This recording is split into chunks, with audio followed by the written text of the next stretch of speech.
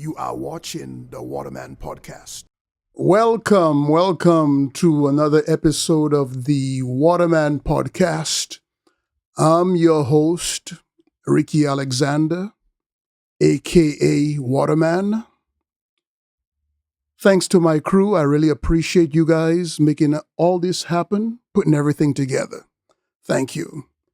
Now, ladies and gentlemen, I have a young talent, up-and-coming man with his music. It's so hard to really, you can't really put him in a box.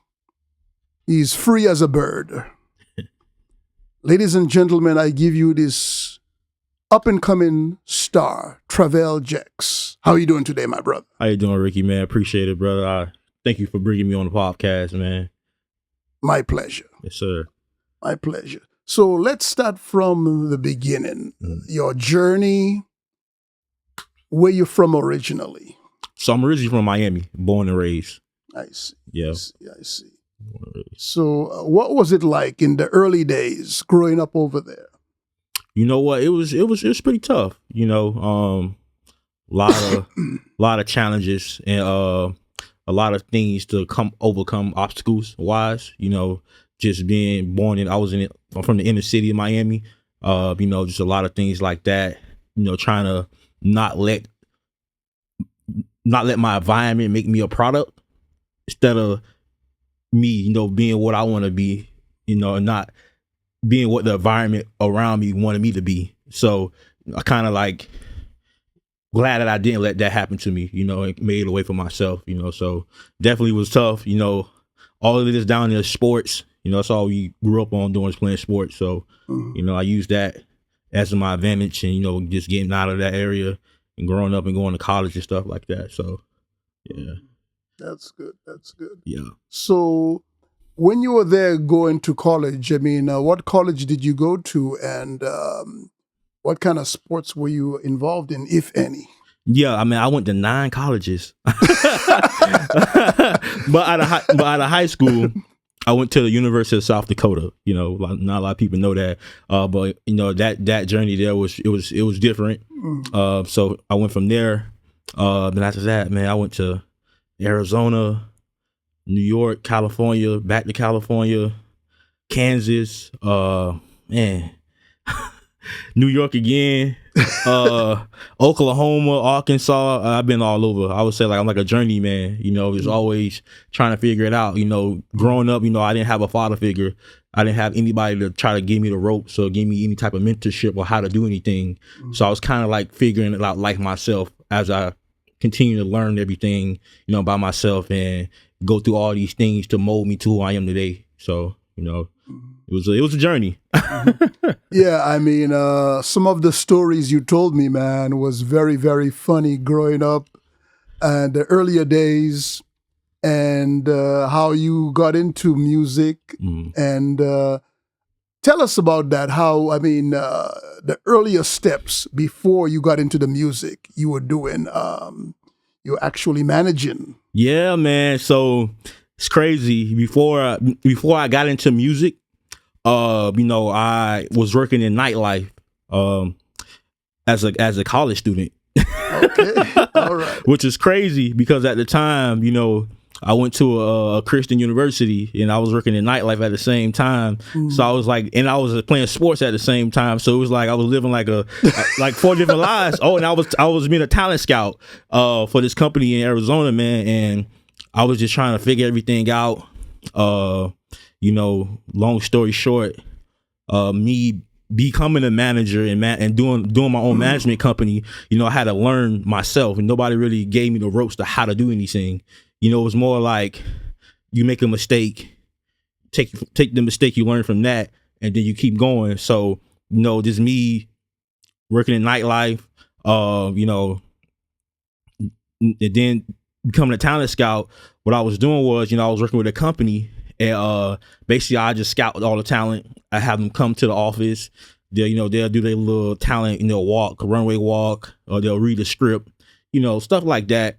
And, you know, I just kind of learned as times went by, and I kind of like I think I told you about this. I found out the company I was working with, wasn't who they really was.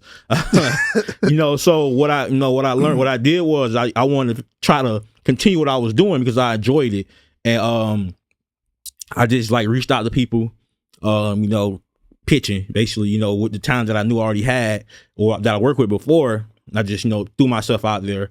As I learned, you got to know when it comes to the modeling world and stuff like that, you got to know the designers, the people that do the fashion shows, like the production companies, stuff like that. That's who you really network with, and then the agencies, because at the time, I didn't know about agencies. I didn't know, you can like work with someone and sign them to an agency, and then you become a manager. So now you got 10 talent with 10 different agencies. So I had to learn. I learned all that myself, just studying and watching the bigger brands and how they did everything, the bigger companies, and I just learned and watched what they did, and I just kind of like took what they was doing. I kind of did with myself. So yeah, I was doing that. Then the nightlife. I think I told you the nightlife.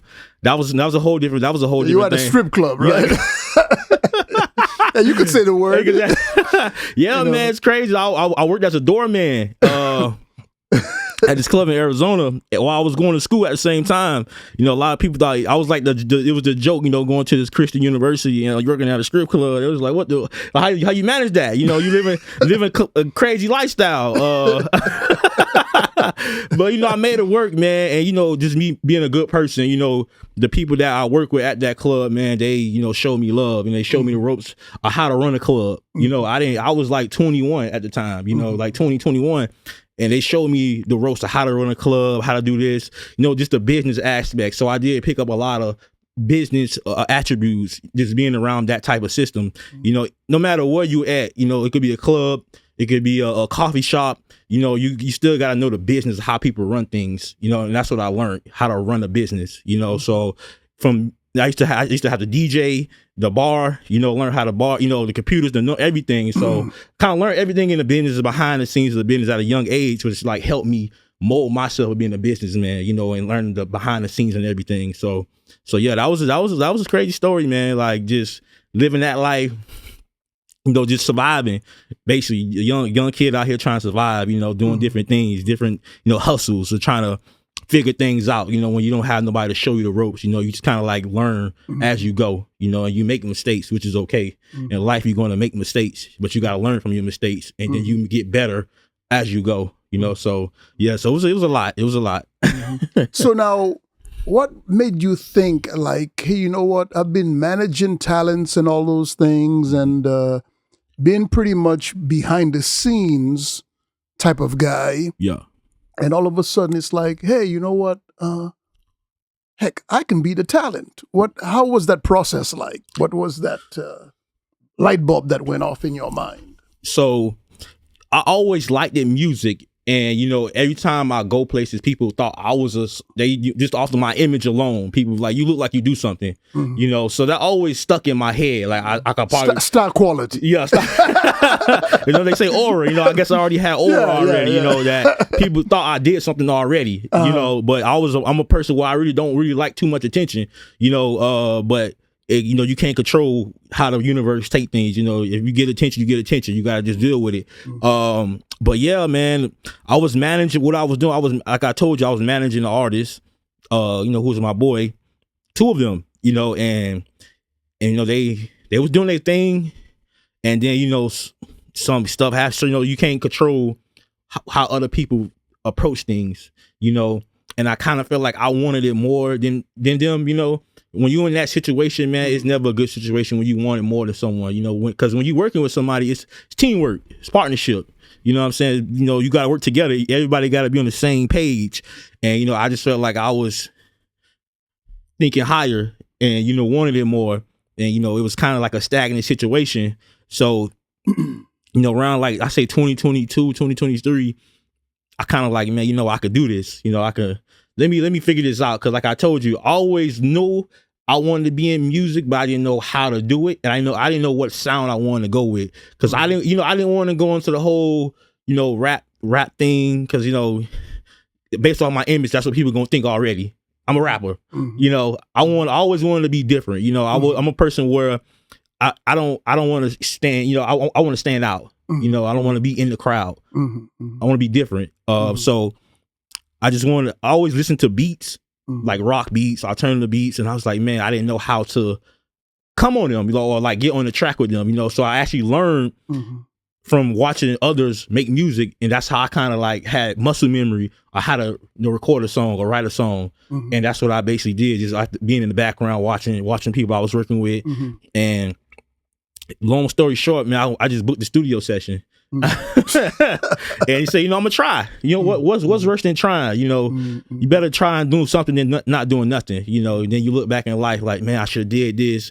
And now, you know, you regret. So I said, you know, I'm gonna try. What's the worst thing that can happen? I'm not gonna die. Like, you know, let's do it. So, you know, I'm a person, if I put my mind to, I'm gonna do it. So I booked the studio session. And I was like, okay, you know, I listened to the beat, the way my voice was. Okay, so I listened to my voice, because sometimes you got people don't be honest with themselves. You got to take yourself out of the situation and look at it. Like, how does this guy sound? If I wasn't me, how do I look like? How would that sound? So I did a song called 17 Jimmy Johns. And I was like, if that wasn't me, I was like, that's a cool song. Mhm. And when I heard myself on that track, I was like, you know what? That's a cool song. Let's do this. I can do it. So after I dropped that song, that was it from there. I just like stuck with it. And then, you know, I did another song in like mid 2023 called Silver Spoon. I did with one of the artists I was managing at the time. And when I heard that song, I was like, man, it's like different, real different. Mhm. And what happened was it got picked up on the Apple Music playlist for alternative artists. You know, once I seen that happen, I was like, you know what? I should take this serious, because if somebody in Apple Music think this song is good enough to be on a playlist, that means it should be heard all over the world. You know, so after that, that made me switch to like let's go. You know, and made me come out here to LA and everything like that. So yeah, that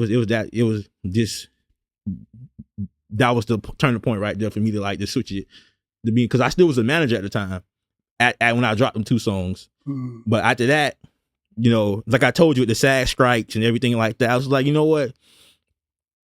I'll just do it myself, you know. And you know, because you when you managing people, you know, you really taking on somebody's life. You know, that's what they do. You know, it's not a hobby for them. That's something they do professionally that they want to pursue. And when you're in that situation and you can't do anything, like I mentioned before, like the SAG strike, when the people take over everything, you can't do nothing about that. You know, you're looking at the talent, you know, you're looking at you, like, what can you do? You powerless. You know what I'm saying? Like, you got no powers. You, no matter what I did, I couldn't do anything. You know, it was a lockdown. So I just didn't like that feeling of being like helpless. You know, so I want to take control of everything myself. So that's what also boosts myself and like being a talent. You know, stuff like that. I like the fact that you recognized your potential. 2 things you did, 2 good moves, wise moves you made that stands out in my mind. Number 1, you booked a studio session. So to do that, that is basically saying, you know, I believe in myself so much. You are more on the side of, you know, I really believe in myself. I'm going to book a session. Yeah. Because that costs money. Correct. And then the second is that when you recognizing that song is on Apple, you know, you're thinking big, you're like, wait a minute, that's a prestigious platform. Yeah. So that says to me right there, I have great potential. Yeah. So, you know, the fact that you basically was just paying attention, monitoring your own self. Correct. You know, you could feel that. Yeah. You know, you had that inner feeling, that inner knowing. Yeah. That, you know, I got something in the tank and I'll see where it leads me. Yeah. Yeah. You know? So now I wanted to ask you, when was it like to where you say, you know what, I'm leaving Miami, I'm coming over here to California and see what I can do with this? When I dropped my project, the X Vibes, when I realized how I literally, when I recorded that project, this was like maybe, I think I dropped it like, I think June 2023, I believe. think so. When I dropped this project and the people I was working with, right, you know, they all was, because you know, in Miami, it's not a really big alternative like rock scene. It's more like reggaeton, rap, you know. So I already knew I was out of bounds. I wasn't in the place I needed to be. You know, I was gonna get people to like support it because it's not something cool in Miami. You know, that's not like a cool thing to do is alternative music. You know, so when I dropped that project and I sat there, I'm listening to it, I'm like, man, I don't think people understand how good this is. You know, I listen to a lot of music, and I will be real with myself. If I do something that's not good, I know it's not good, you know, because I listen to a lot of music. And I was like, this is really different, but it's good different. It's not bad different. It's good different. And when I put it out, I think I had people like overseas people, international, like I was telling you, like people from Brazil and Argentina. They was just like coming out of nowhere, you know, saying, hey, this is dope. Like, yeah, like this is different. And I'm like, you know, that's when I started seeing like, I got to take this serious. When I saw people from international liking the music, it made me realize, you know, sometimes where you at may not be the best place to be. You got to go to where people are creative and people are open to new stuff, you know. So LA was a place I thought 100% like, you know, I can kind of like start like a hub to what I'm doing, because people in LA are more, you know, people come to LA to be creative or be around this type of energy of being creative. You know, in Miami, man, it's more like it's just one thing. It's one tone. They ain't changed. It's not gonna never change. You know, it's one tone. You know, so I was like, yeah, man, I gotta take this serious. You know, and I gotta go. And I drove, man. I drove away from Miami to LA, and I just said, it was really like this. I didn't even think about it. Well, I thought about it, and I was like, hey, you know, the drive gonna be long, but the action of me, I knew I was gonna do it, but I didn't know when I was gonna do it. I just know I had to do it. You know, so, and then another thing, what happened, you know, I was working, like I told you, I was working in nightlife. It's crazy how life is, you know, because, you know, I was working in nightlife and when I was in Miami. I ain't gonna say no names where I was at, but it's a big place. One of the most famous places in Miami when you can go nightlife and go to club meals. A lot of people go there. Crazy situation happened. You know, some situation happened to where they thought I did something with something happened when it comes to somebody in the in the club, and I was like, I got nothing to do with that. You know, y'all gotta do y'all job. You know, I can't say something that I didn't do if you got somebody else doing something. And I was like, y'all gotta do y'all job. So for me not telling on somebody, they let me go. You know, because I'm not gonna tell on somebody. You know, that's not my job to do. You know, I'm not an investigator. You know, that's y'all job. You know, I'm not gonna help y'all do y'all job. You know, so they let me go. And what's crazy, because I was like, you know, I was in Miami working in nightlife trying to saving money, you know, to when I was gonna make the move to LA. But how crazy life is, they ended up firing me, which made me come to LA even quicker, because you never know, you know, when you saving money working, maybe 2 months, maybe 3 months. But how the universe work is, they fired me. So when they fired me, it made me make the move quicker. You know, kind of like setting like the universe. Like I kept telling the universe, like I'm gonna move to LA. I'm gonna move to LA, but you know, I'm trying to save money. But how life work is, it's never the right time. You just gotta go. And that me getting fired from that job sparked it even faster for me to go. And I was like that's crazy. Like how life work, because I was trying to literally save money to make the move. You know, and it's just like life saying you just gotta go now. Because I could have been still working 5 years. I would have never did it. I would never came. You know, you making so much money. You just want, I'm making money. Why? Well, you know. Yeah, exactly. You know, why would I leave making money? You know, making all this money, why I'm gonna leave? You know. So sometimes life say, hey, you know, you making a lot of money, but sometimes you got to sacrifice. You know. And I feel like me getting fired and me, you know, just saying, hey, you got to make that sacrifice now, because if you wait too long, you never know when you're gonna make that move, and it's gonna be too late. So. It's kind of like, it was real precise how everything happened. In the time I got fired and me making that choice to come to LA, it was like real, like, I wouldn't say strategic, because I didn't plan it. It just happened. And I just say, you know what, that's the sign. So I was waiting for a sign, and that had to be the sign. And I was like, yeah, let's just go. Just get out of here. So So yeah, that really that sparked it up even more for me to come to LA and drive. You know, because I had nothing to hold me back. You know, I don't have no kids. No, I don't got no. You know, I just me and my mom and you know, a couple family, but I ain't got nothing holding me back.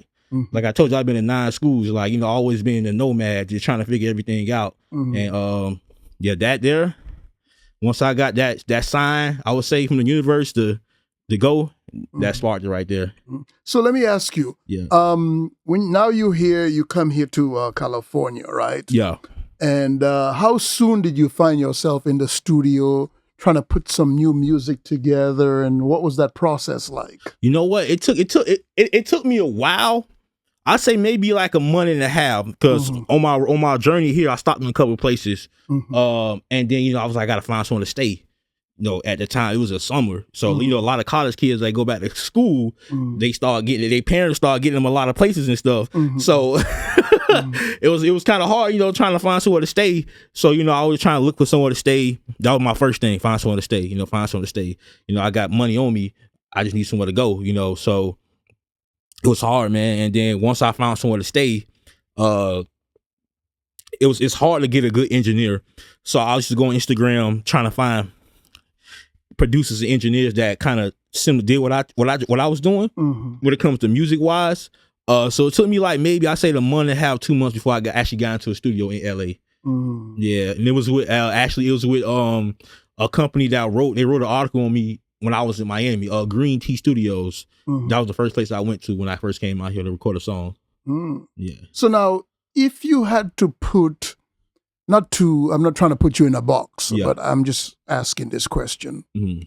If you had to put a description on your music, definition on your music, how would you define your type of music? I would say just not caring, being yourself. I feel like being yourself is the best way you can be, and the best way you can kind of say about my music, because, you know, a lot of people try to imitate somebody when they make music. Oh, I want to be the next Michael Jackson, or I want to be the next Prince, or I want to be the next Lil Wayne, or I want to be the next Mariah Carey. I never say I want to be the next anybody. I'm just being me, and that's the best way you can be, in my opinion. You know, being yourself. Because when I do my music, that's me. I don't think about me trying to be anybody else. So it's kind of like just being yourself. And because when I listen to beats, I listen to the beat and I'm like, how would I do it? I want to think, oh, how would he do it? Or how would she do it? It's how would I do it? So just being expressive and being creative, you know, because music is art. You know, it's your art. It's not nobody else's art. It's coming from your brain. You think it, and then you put it in the studio. You know, so it's very, I don't know how to, like I said, it's just me expressing myself as being creative and just being wild and just doing something, having a wild imagination, or just being yourself, basically. If you want to pinpoint it, just being yourself. I can explain it. So what are some of the places you have performed at that you are proud of, that you have performed at, your music? Oh, you know what? Let me see. Well, I performed at Hollywood. It's a good question. I would say, no, Viper Room is cool. You know, it's like a legendary place in Hollywood. So I did perform there. That was cool. I think that was dope. You know, because I didn't really know anybody. I just, you know, say, hey, let me, you know, perform. It's a famous place. It's a famous place. You know, when people come to Hollywood, they go, oh, I've been in the Viper Room, you know. So that was cool. I think that was dope. That was cool. I did another one. I think Knucklehead in Hollywood. That was dope. I did a festival out there with my boy Danny Go. He did like a whole little festival thing with a bunch of other artists. So that was dope. I think that was and that was in the summer. That was one of the dopest things I think I did, that little festival I did there, you know, with all the different artists. Some artists bigger than me, you know, some artists not as big as me, but it was dope, just that whole experience of meeting others and getting that experience of, you know, being in a festival type lineup, you know. Because I only been here like almost a year and a half, and just to get into something like that was dope. Yeah, I mean, things are progressing along for you very well, you know. Yeah. So what is like your creative process like when you're putting your material together? Do you have a certain format you follow, or let's say it could be maybe 7 o'clock at night, some idea comes to you, just get up, write it down, or what is your basic creative process style? Okay, so for me, what I do is it's crazy. I gotta be in the car. Okay. I don't know what it is, but I like writing my music in my truck. I don't know why. It just gives me Yeah. the I don't know. It's either It works for you. Yeah, it works for me. So what I do is I just listen to a lot of beats, and then I just come up with a hook, and I say, man, how would if you heard someone else on this beat, how would you want them to do it? If you were telling somebody how to do it, and then I just listen to the beat, I'll come up with a hook. Like one of the songs I got, USO. I was listening to it. I was like, okay, how would you do it? I'm a wild child. They can't identify yet. I like, stuff like that, because that's just me. It's me, how I do stuff when it comes to how I talk. And how my whole image is about being a wild child and stuff like that. So it's just me more about hearing the beat and then just come up with a hook. So I hear the beat. I said I got to come up with a hook. After I come up with a hook, I just go from there. I just kind of just write it down, in the notes on my phone, and I just replay it again. I'm like, okay, how can I switch this up? So it's more like hearing the beat and then coming up with a hook. Once I hear the beat and I like the beat and I got a good hook for it, it's kind of more, it's just easy for me. Once I got a hook, the hook is the most important thing for me, because I can come up with I can make a storyline from anything. So yeah, I mean, I've heard some of your music is very good. Yeah. And for the people out there, your fans and people who are just now discovering you, Tavell Jax, how can they see more of your stuff? What's your Instagram? And give us different avenues of how people can listen to your music and see you. And if they want to book you, you can put all that out there. Yeah, you can find me on social media at Tavell Jects. That's TAVELL JECTX. I'm on Spotify, Apple Music, Instagram, same thing. TikTok, same thing. If you want to book me, you just email me or you can DM me on Instagram or social media. Okay, very, very good. Yeah. So now, what place do you think, or do you have like a top 5, maybe not top 5, but top 3 places that you would love to perform at your music? That's dream places. Dream play, like state-wise or festival, like different venues, stuff like that. Yeah. Maybe what, as an example, Crypto Arena. I mean, what big places that you think, someday I'd like to perform at such and such, or maybe the Rose Bowl, or do you have like a little list in your mind? You know what? A place, it's just, I've got the name of it, but it's in Colorado. They perform like in this little rock. Like, I've got a name of it, man, but I see it a lot on social media. That's one place I do want to perform. I've been seeing that a lot. I would say that place. I would say internationally, I would love to perform in Tokyo. Very good. Yeah, Tokyo. It's a place that I've been looking at. Tokyo's a place I want to perform in UK.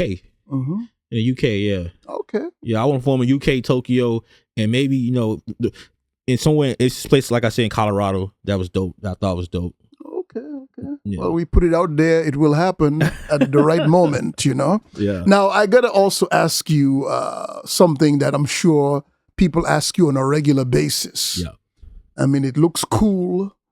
And I think I hear some of the brothers and sisters in the back asking, I think I hear them saying, why don't you ask him about the hair? Okay, guys, I'm going to get to that. Okay, I can hear you. I'm in the studio, but I can hear you, all of you out there asking, why don't you ask him about the hair? Is that real or what? What's the deal? Okay, Mr. Tavell Jax, tell us. Yeah. The hair, real? It's real, man. It's 100% authentic. You can see the That's right. in my skull. Like, it's not fake. Yep. But that's the crazy. A lot of people, they think it's fake. It looks so good, they think it's fake. It's so original, right, guys? It's so original, right? Yeah, very, very original. It took me 14 years to get this, man. So Yeah, a lot of work. That's his trademark there. It looks very cool, very original. So, guys, now, okay, you're satisfied, right? I did ask him because I know that's something that people are watching this podcast is like, why don't you ask him about the hair thing? So I put it out there. Okay, good. Okay, so now, where do you see yourself, Tavell, in the next 5-10 years down the line? Who would you like to work with that you haven't worked with yet? That's a good question, man. You know what? I would like to learn a lot of stuff when it comes to the business side of like just music in the business world itself. You know, people that I have seen do things like I would say, for example, like Pharrell. You know, Pharrell. You know, I seen him do business in fashion and hospitality. I'm from Miami, and I see Pharrell doing a lot of business with hospitality, with hotels. You know, nightlife. You know, stuff like that. So someone like Pharrell learns, like, you know, I would love to learn some information of how they was able to. He's a genius. Yeah, you know, how they was able to do all that and, you know, come up with a company, stuff like that. You know, you got, what you could say, you know, or 50 Cent, you know, when it comes to like making films, you know, and business, when it comes to working with like Netflix, stuff like that. You know, that's some stuff, you know, I really want to get into down the line after music. You know, I feel like, you know, just being an artist is okay. But when you want to do it big, you got to be a household name as a brand name. And that's something I'm really looking forward to. Is like making this Tavell Jets a whole brand, not just an artist, you know. So I would say that, you know, yeah, just learning from those type of people. And then from the next 5 to 10 years, man, I know I just see myself being a household name, you know, just being a whole brand name. You know, I give you a great example. You know, how you see Snoop Dogg everywhere. Oh, yeah. He has staying power, guys. Yeah, he's everywhere. I mean, he has staying power. Literally, I mean, really. I mean, I think if you look up the word staying power for hip hop, for rap, his face will be in the dictionary. Yeah, I mean, staying power from the 90s up to now. Yeah, still relevant. You know. Yeah, just being a household brand name, you know, where you can take the music, but also have a domino effect into business wise, you know, working with different companies, that's you know, stuff like that. I think that's the best way, you know, to, you know, to work around. So that's why I would say I want to see myself be a brand household name from the Tavell Jets, you know, just more than just the artist brand, you know, maybe television, me being an actor or, you know, anything like that. So that's why I see myself as being a brand name instead of just an artist, you know, but it's levels to it. You know, you got to work your way up. You know, you can't jump from A to B in one day. You got to build it, you know, and growing that community. That's another thing I think a lot of artists, you know, got to realize. You got to grow a community. You know, a lot of people can listen to your music, but if you grow a community, you have a lifelong fan base. It's all about growing that community, you know, and growing that cult fan base and making people feel a part of your life. I think that's important.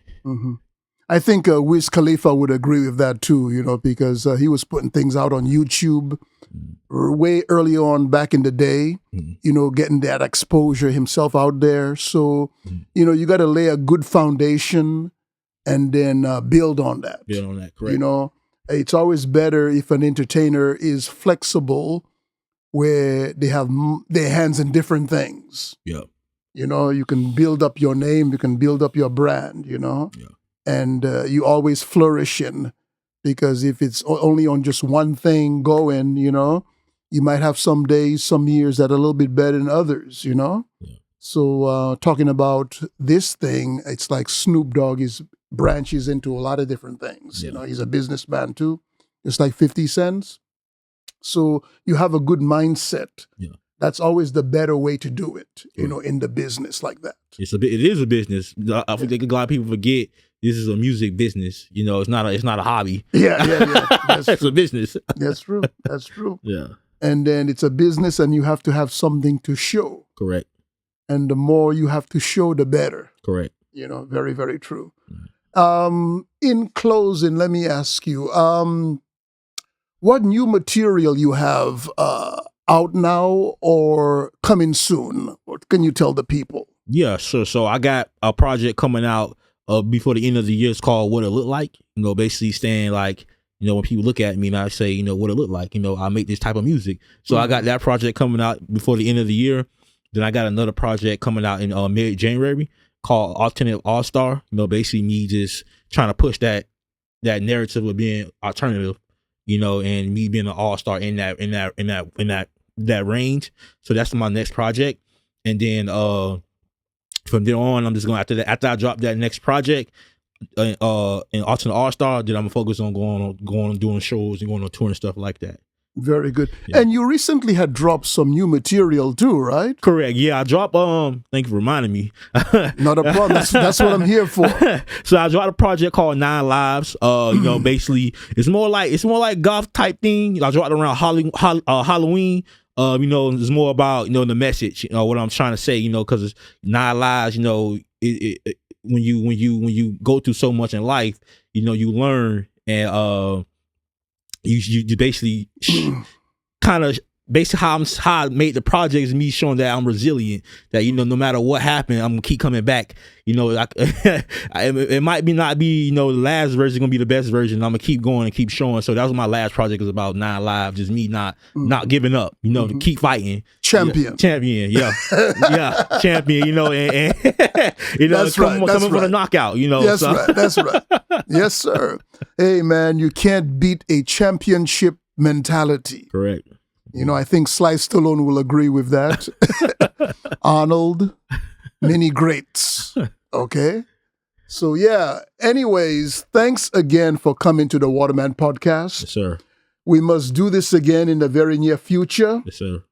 And I deeply appreciate, brother, you coming here to do this podcast. Guys, in case you're wondering, I met this gentleman here, this talent at the gym. And shout out to 24 Hour Fitness on Sunset. Good people. Yes, sir. Yeah, I met him there, and lots of talent, you know, in that place. And this gentleman here will go far, and I support him fully, and he'll continue to rise. Right. So right now, you guys can go and listen to his music, show him more support and love. We can all use more. And just keep an eye out on this guy. He's great. Okay? Good music. Thank you, Tavell. Appreciate it, my brother. All right. Yes, sir. God bless. Yes, sir. All right. Thank you. Yes, sir. Thank you for watching the Waterman Podcast.